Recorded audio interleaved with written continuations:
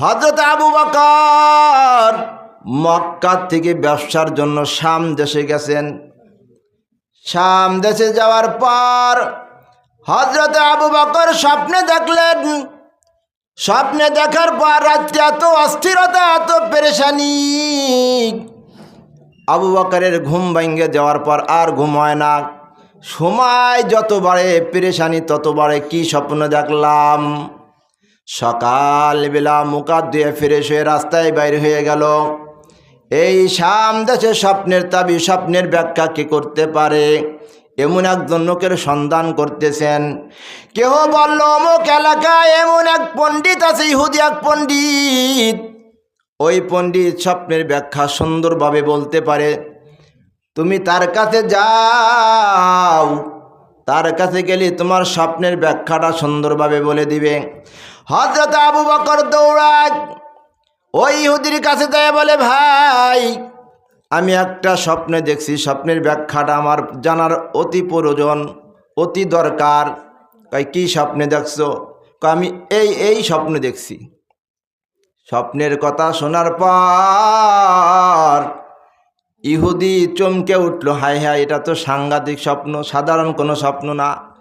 স্বপ্নের কথা শোনার পর বলে, কি তোমার নাম? বাড়ি কোথায়? তোমার পেশা কি? বলে আমার নাম আবু বকর, আমার ঠিকানা মক্কায়। কয় তাই নাকি? কয় তুমি যে স্বপ্নে দেখছো এটা সাংঘাতিক স্বপ্ন, সাধারণ কোনো স্বপ্ন না। কয় তোমার মক্কা শরীফে একজন নবী আসবে, তার নাম হবে মুহাম্মদ। বলেন সাল্লাল্লাহু আলাইহি ওয়াসাল্লাম। কয় তার নাম হবে মুহাম্মদ, তার মার নাম হবে আমেনা, তার বাবার নাম হবে আব্দুল্লাহ। এই হলো তোমার স্বপ্ন।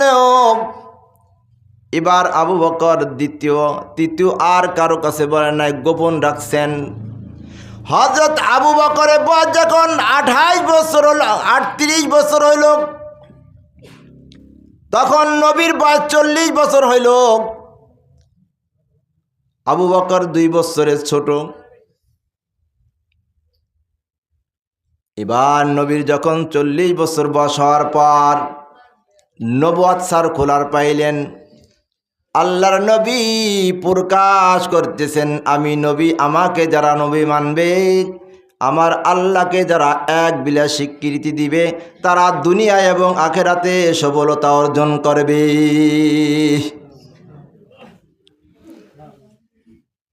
এই আওয়াজটা আবু জাহেল, উতবা, সাইবা সবার কানে কানে পৌঁছে গেছে, আবু বকর পর্যন্ত পৌঁছে গেছে। আবু বকর শোনার পর একা একা নবীজির কাছে চলে আসছে। আল্লাহর নবীর কাছে এসে বলতেছে, ও মুহাম্মদ সাল্লাল্লাহু আলাইহি ওয়াসাল্লাম, আপনি যে নবুয়তের দায়িত্ব পাইছেন, আপনি বলতেছেন আমি নবী, আমি নবী।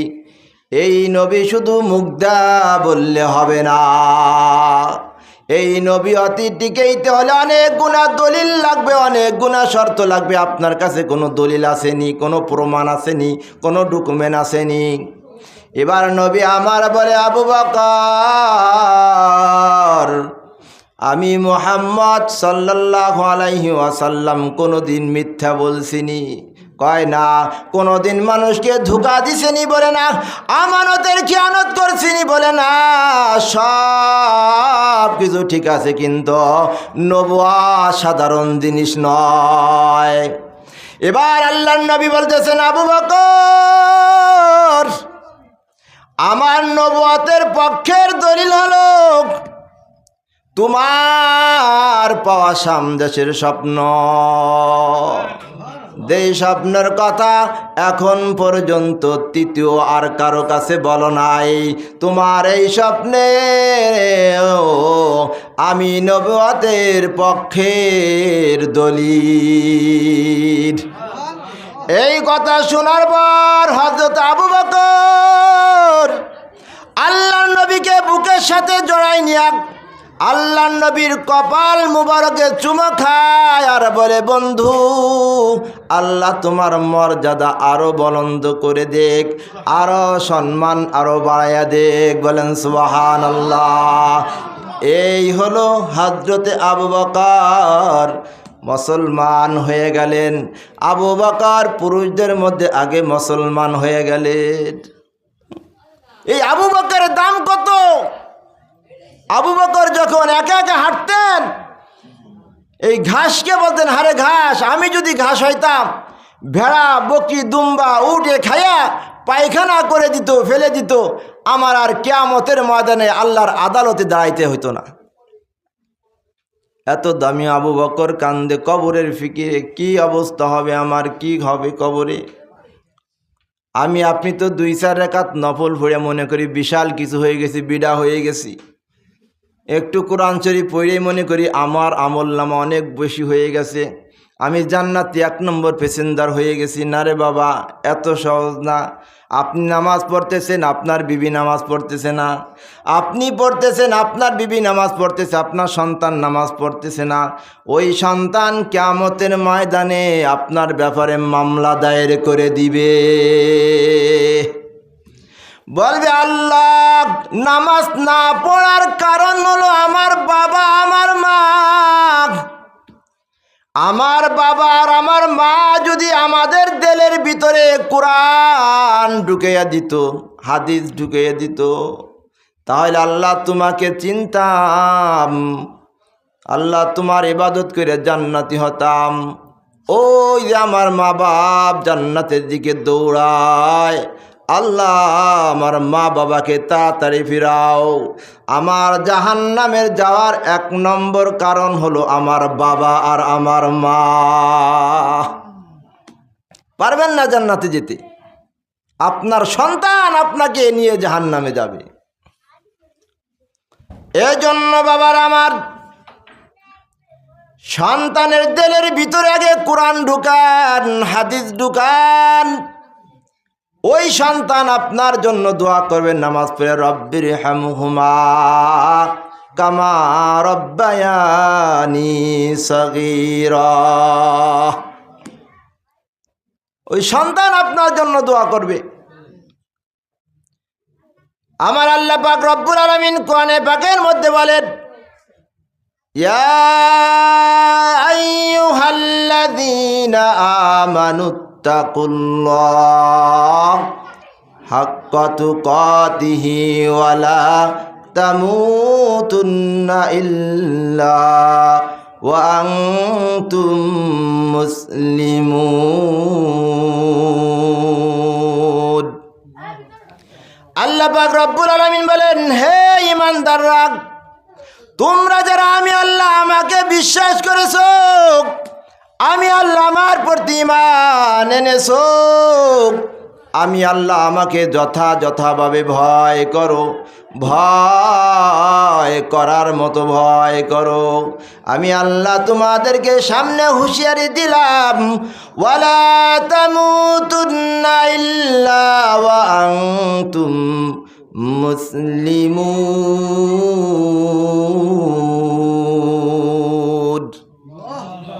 মুসলমানের মতো মুসলমান না হইয়া মরিও না, কবরে আসিও না। কবর কিন্তু সাংঘাতিক একটা অপরিচিত ঘর, যেই ঘরে সাথী নাই বাতি নাই, যেই ঘরের মধ্যে জাহান্নামের আগুনের গর্ত, যেই ঘরের মধ্যে সাপ বিছু পোকামাকড়ের ঘর। এই ঘরটাকে দুনিয়ার থেকে আমল করে জান্নাতি সাদান সাদাইয়া আসো, তা না হলে কিন্তু খবর আছে। কবরকে মামবাড়ি দহুত্তরি মনে করিও না। মনে করতেছি নামাজ পড়েছি তো আমি জান্নাতি হয়ে গেলাম, বিবি নামাজ পড়ছে, পড়ুক না পড়ে না পড়ুক, এটার দাঁত দাঁড়তেছি না। না না না, একা একা নামাজ পড়িয়া আমল করিয়া জান্নাতে যাওয়া যাবে না। যাবে? এত সহজ না। কবরকে কবরের মতনই ভাবতে হবে। ওই কবরে আমি কিভাবে থাকব? কবরের জন্য আমি কি সামান আগে পাঠিয়ে দিলাম। ওই কবরটা তো আমাকে চেনে না, আমিও চিনি না, কেমনে থাকবো কবরে? এজন্যই তো সাহাবীরা দিলের ভিতরে একমাত্র শুধুমাত্র এক ব্যক্তি, একজনকেই ভয় করছেন। সে কে? আল্লাহ। আল্লাহকেই ভয় করেছেন, দুনিয়ার কোনো মাখলুককে ভয় করে নাই। সাহাবারা একমাত্র শুধুমাত্র আল্লাহর ভয়টা দিলের ভিতরে জায়গা করে নিছেন। দ্বিতীয় আর কোনো ভয় তাদের দিলের ভিতরে ছিল না। আর প্রেম ভালোবাসা ছিল শুধু এক ব্যক্তির। সে কে বলেন? মুহাম্মাদুর রাসূলুল্লাহ সাল্লাল্লাহু আলাইহি ওয়াসাল্লাম। তাহলে সাহাবাদের দিলের ভিতরে কার ভয় ছিল? আল্লাহর ভয়। আর যতটুকু প্রেম ভালোবাসা ছিল কার? নবীর। এজন্য তারা হাজার হাজার কাফেরের মোকাবেলায় একাই দাঁড়িয়ে গেছেন, কোনো ভয় করে নাই। আর আমাকে তো ভয়, হায় রে, এই বয়সে যদি মারা যায়, বিবির কোল থেকে দূরে চলে যাব, সন্তানের ভালোবাসার দিকে ত্যাগ করব, এটা সম্ভব না। আমাদের হলো ভালোবাসা খালি বিবি বাচ্চার অর্থ সম্পাদের। বিবির ভালোবাসায় আমাদের দিলটা ভরে গেছে, সন্তানের ভালোবাসায় ভরা, অর্থ সম্পদের ভালোবাসায় ভরা। এজন্য আমরা হক কথাও বলতে পারি না। আর সাহাবাদের দিলের ভিতরে একমাত্র কার ভয়? মাওলার ভয়, আল্লাহর ভয় ছিল। প্রেম ভালোবাসা যতটুকু ছিল, নবীর প্রেম ভালোবাসায় দিলটাকে ভরপুর করে নিয়েছেন। এজন্য তারা যেখানেই গেছেন তারা জয়যুক্ত হয়েছেন। আমরা এরকম কার ভয় দিলের ভিতরে ঢুকাইতে হবে? আল্লাহর ভয়, নবীর প্রেম। তাহলে মল্লি পরে শান্তি পাওয়া যাবে। এছাড়া কিন্তু মরার পরে উপায় থাকবে না। নবী আমার সাহাবাদের প্রতি কত দরদ, কত ভালোবাসা ছিল। সব সময় খালি উম্মতি উম্মতি। হাদিসের কিতাবের মধ্যে আছে, এক ইহুদির বাচ্চা নবীজি এরকম আলোচনা করতেন সাহাবাদেরকে নিয়ে। এক ইহুদির বাচ্চা, অল্প বয়সে 7-8 বছরের বয়স, ওই ইহুদির বাচ্চারা নবীজির মজলিসে আইসা, ছোট্ট মানুষ, হুজুর বয়ান শুরু করতে, আর আইসা টুপ করে বইসা নবীর চেহারা দিকে একভাবে এইভাবে তাকাই থাকতো। ওয়াজ শুনতেন। ওয়াজ শেষ হওয়ার সাথে সাথে আবার ও আগে বাইরে চলে যেত। মানে নবী তো ওর সাথে পার্সোনাল কিছু কথা বলবে সুযোগ পাইতো না, অতিরিক্ত চালাক ছিল। ও আইসে কথা শোনার পর আবার ওর মত মতো চলে গেছে। তা হঠাৎ করে দেখতেছেন ওই সন্তানটাকে নবীজি আর দেখতেছেন না, একদিন 2 দিন 3 দিন। তো বয়ানের মধ্যে থেকে সাহাবাদেরকে বলতেছেন, হে আমার সাহাবীরা, ওই ইহুদির এই ছেলেটারে তো দেখি না কয়েকদিন ধরে, তোমরা কি জানো তার কোনো সমস্যা হয়েছে? সাহাবীরা বলল, ইয়া রাসূলুল্লাহ, ওই ছেলেটা অনেক অসুস্থ, মনে হয় বেশি সময় লাস্টিং করবে না। আল্লাহর নবী বললে, ও সাহাবীরা, আমার সাথে কয়েকজন চলো, আমরা ইহুদির বাড়িতে যাই, যাওয়ার পর তাকে একটু দেখে আসি। আল্লাহর নবীর সাথে কয়েকজন সাহাবী গেলেন, ইহুদির বাড়িতে যাইয়া অনুমতি চাইলেন, আমি কি ঘরের মধ্যে প্রবেশ করতে পারি? যাই দেখে সেই বাচ্চার বাবাও পাশে দাঁড়ানো। আল্লাহর নবীকে অনুমতি দিলেন। আল্লাহর নবী ঘরের ভিতরে ঢুকলেন। আল্লাহর নবীকে দেখা ছোট্ট বাচ্চা মায়াবী নজরে আল্লাহর নবীর চেহারার দিকে এমনভাবে তাকিয়ে আছেন, মনে হয় বাচ্চা কি জানি বলবে ভাব, কিন্তু বলতে পারতেছে না। এবার নবী আমার বলেন, হে সন্তান, তুমি কালেমা পড়ো।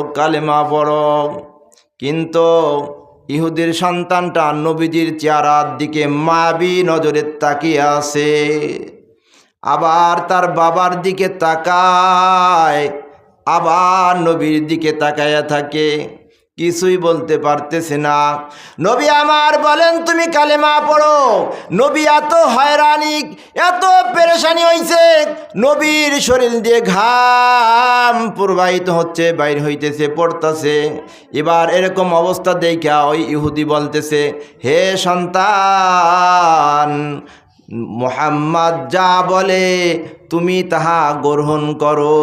মানে নবী এত পেরেশানি দেখা ইহুদি বলতেছে, সন্তান মুহাম্মদ যা বলে তুমি তাহা গ্রহণ করতে পারো। এবার নবী আমার বলে তুমি বলো লা ইলাহা ইল্লাল্লাহ, লা ইলাহা ইল্লাল্লাহ, লা ইলাহা ইল্লাল্লাহু মুহাম্মাদুর রাসূলুল্লাহ সাল্লাল্লাহু আলাইহি ওয়াসাল্লাম। এবার আল্লাহর নবী সন্তানটিকে কালেমা পড়ায়া মুসলমান বানায়া দিলেন। কালেমা পড়ার কিছু সময় পর দুনিয়ার থেকে চিরতরে বিদায় নিয়ে যায়। আর নবী আমনি বলে আলহামদুলিল্লাহ। সাহাবারা বললেন, ইয়া রাসূলুল্লাহ, ছেলেটা মারা গেল, আপনি আলহামদুলিল্লাহ বললেন। কয় সাহাবীরা, সন্তানটা চিরদিনের জন্য জাহান্নাম থেকে বেঁচে গেল, চিরদিনের জন্য জান্নাতি মানুষ হয়ে গেল। এই জন্য আমি শুকরিয়া আদায় করলাম, আমি আমার একটা উম্মত বানাইতে পারলাম, আর আমি তাকে জাহান্নাম থেকে বাঁচাইয়া দিলাম। ঈমান আনার পর মারা গেছে, জান্নাতি না জাহান্নামী? জান্নাতি। আমি তাকে জাহান্নাম থেকে চিরতরে মুক্তি দিয়াইতে পারলাম, আর চিরস্থায়ী জান্নাতি মানুষ বানাইতে পারলাম। এজন্য আমি শুকরিয়া আদায় করলাম আল্লাহ পাকের দরবারে। দেখেন নবী কত দরদি। ইহুদির বাচ্চার জন্য অসুস্থ, ছুটে গেছেন নবীজি। নবী সমস্ত সৃষ্টিজীবীর উপর রহমত, না খালি মানুষের জন্য, সমস্ত সৃষ্টিজীবীর উপরে নবী রহমত। ঘাসপালা, তরু লতা, পশু পাখি সমস্ত মাখলুকের জন্য রহমত।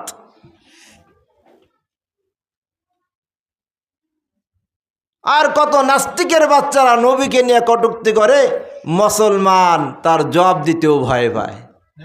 হ্যাঁ, আর আমরা মনে করতেছি, হ্যাঁ আমি তো নামাজ পড়তেছি, আমি তো সুবহানাল্লাহ সুবহানাল্লাহ 100 বার পড়তেছি, আলহামদুলিল্লাহ পড়তেছি, আমি তো ফার্স্ট ক্লাসের যাত্রী জান্নাতের।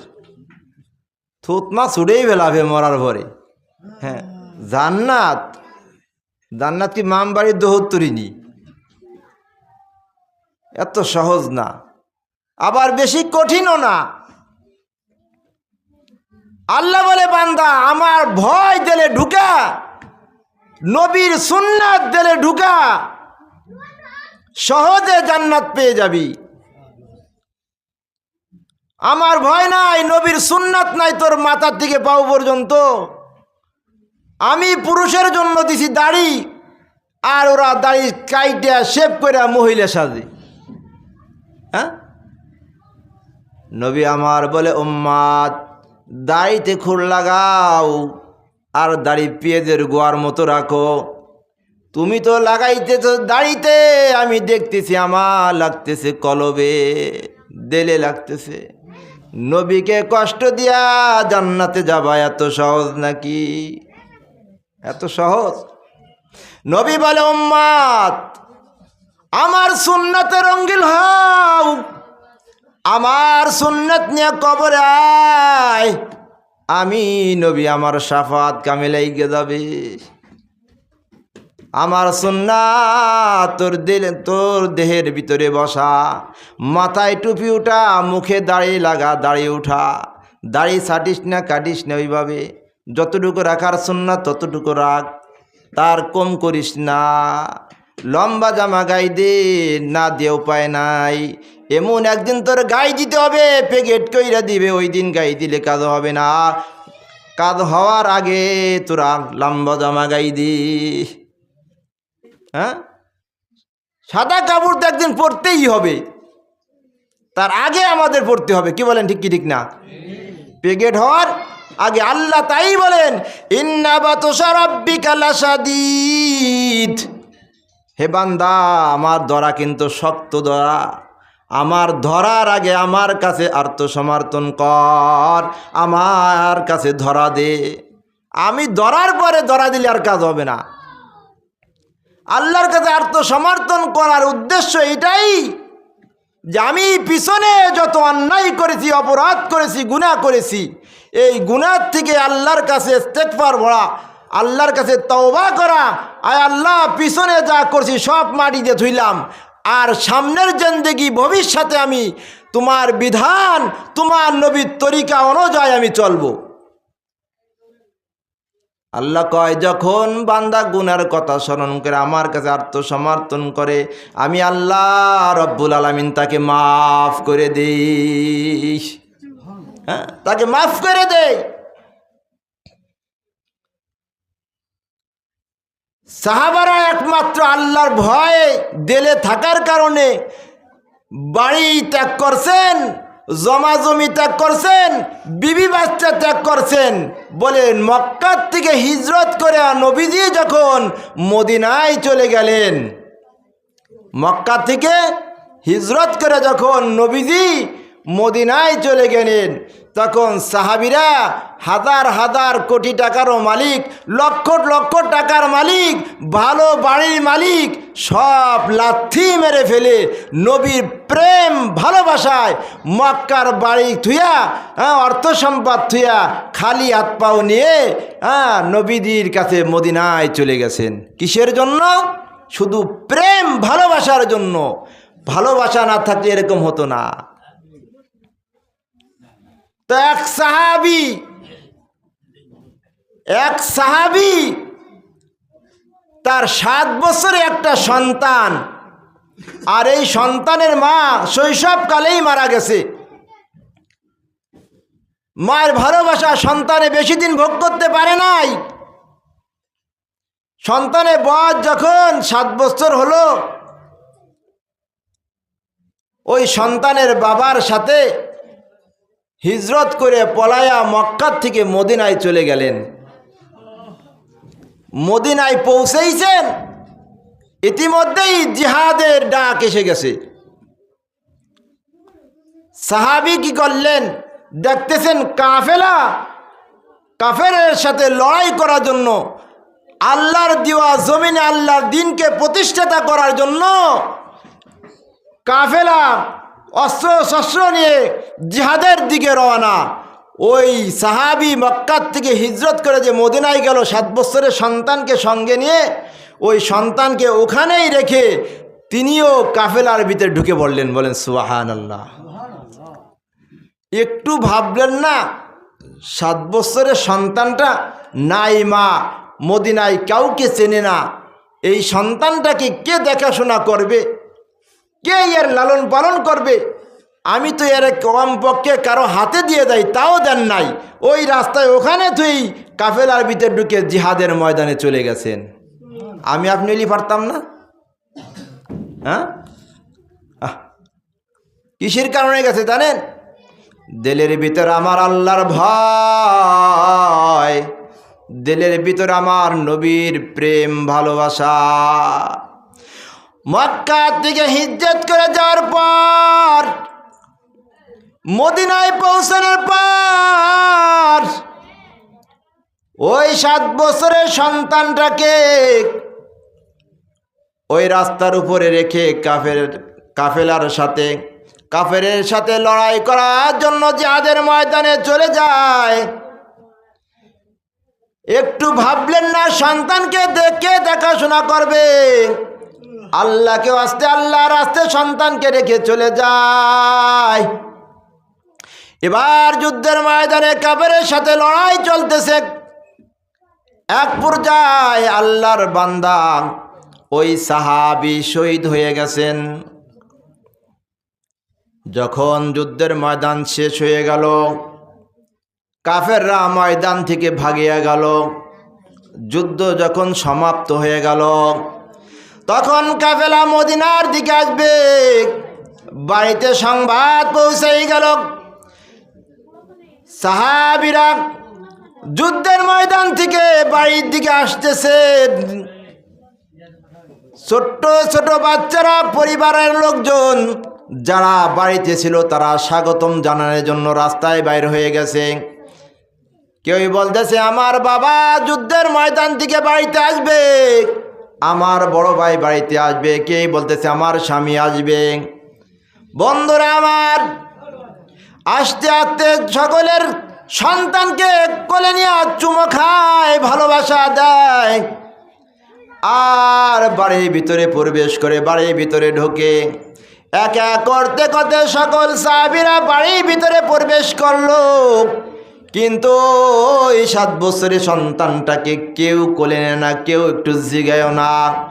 নবী ব্যতীত আর কেউ আর ওই পথে নাই, সবাই বাড়ির ভিতরে ঢুকে গেছে। এবার ছোট্ট বাচ্চা কি করবে, নিরুপায় হয়ে নবীর কাছে দৌড়ায়। আল্লাহ নবীর কাছে দিয়ে সালাম দিয়ে বলতেছেন, ইয়া রাসূলুল্লাহ, বাবার সাথে মক্কা থেকে হিজরত করে মদিনায় আসলাম। মদিনায় আসার পর কাফেলা যাচ্ছে কাফেরের সাথে লড়াই করার জন্য। আমার বাবা আমাকে এখানে রেখে ওই কাফেলার সাথে জিহাদের ময়দানে চলে গেছে। ইয়া রাসূলুল্লাহ, সবার বাবা হিসাব দাদার সন্তানকে কোলে নাই, চুমো খায়, আদর করে, ভালোবাসা দিয়ে বাড়িতে নিয়ে যায়। ইয়া রাসূলুল্লাহ, আমার বাবা কই? আমার বাবাকে আমাকে কোলে নেবে না, আমাকে চুমা খাবে না, আমাকে আদর করবে না। আল্লাহর নবী বুঝতে পারছেন এই সন্তানের বাবা তো শহীদ হয়ে গেছে। কেমনে 7 বছরের ছোট্ট বাচ্চাকে বলবে তোমার বাবা নাই, তোমার বাবা তো শহীদ হয়ে গেছে। এবার বলে, ইয়া রাসূলুল্লাহ, কথা বলেন, আমার বাবা কই, আমার বাবা কই? আল্লাহর নবী এই কথা শোনার পর চোখে পানি গুনা টলমল টলমল করতেছে। আল্লাহর নবী ডান থেকে মুখটা বাম দিকে ঘুরে নিছেন, বাচ্চাটা ঘুরে দেয় বাম দিকে দেয়, বলতেছেন, ইয়া রাসূলুল্লাহ, আমার বাবা কই? আমার বাবা কি আমাকে কোলে নিবে না? ইয়া রাসূলুল্লাহ, আমার মা নাই, আমার মার ভালোবাসা আরো অনেক আগে আমি হারিয়ে ফেলেছি। বাবার করে লালিত পালিত আমার বাবার সাথে মদিনায় আসলাম, আজ বুঝি বাবাকেও দেখতেছি না। আল্লাহর নবী মুখখানা পিছনের দিকে নিলেন, বাচ্চাটা ঘুরে পিছনে আসলেন। আল্লাহর নবী আবার সামনের দিকে মুখটা আনলেন, বাচ্চাটা ঘুরে সামনের দিকে এসে বলতেছেন, ইয়া রাসূলুল্লাহ, আমার বাবার সংবাদ দেন, আমার বাবা কি দুনিয়ায় নাই? আমার বাবাকে বুঝি কাফেররা মেরে ফেলাইছে? নবী আপনি বলতেছেন না কেন? আমার বুঝতে বাকি নাই, আমার বাবা শহীদ হয়ে গেছে। ইয়া রাসূলুল্লাহ, আমার মা নাই, বাবাও নাই, কে আমাকে দেখাশোনা করবে? কে আমাকে গোসল করাইয়া দিবে? কে আমার খাওন খাওয়াইয়া দিবে? কার কোলের মধ্যে আমি ঘুমাবো? আমার তো কেউ নাই নবী গো, কেউ নাই। বাচ্চার এই কথা শুনে আল্লাহর নবী আর স্থির থাকতে পারলেন না। নবী আমার বাচ্চাটাকে বুকের সাথে জড়াই নিয়ে বলতেছেন, তোমার বাবা যদি আমি হয়ে যাই, আমাকে তুমি আব্বু বলবা, আমি তোমার অভিভাবক হয়ে গেলাম। আর হযরত আয়েশাকে তুমি আম্মু বলে বলে তোমার মার ভালোবাসা নিবা। বলো সন্তান, বলো তোমার মনে আর কোনো কষ্ট আসেনি? ওই 7 বছরের বাচ্চা দেখেন কত বড় বুঝের কথা বলে, নবী আমার জামানার শ্রেষ্ঠতম ব্যক্তি যদি আমার অভিভাবক হয়ে যায়, আমার বাবা হয়ে যায়, আমার গার্জিয়ান হয়ে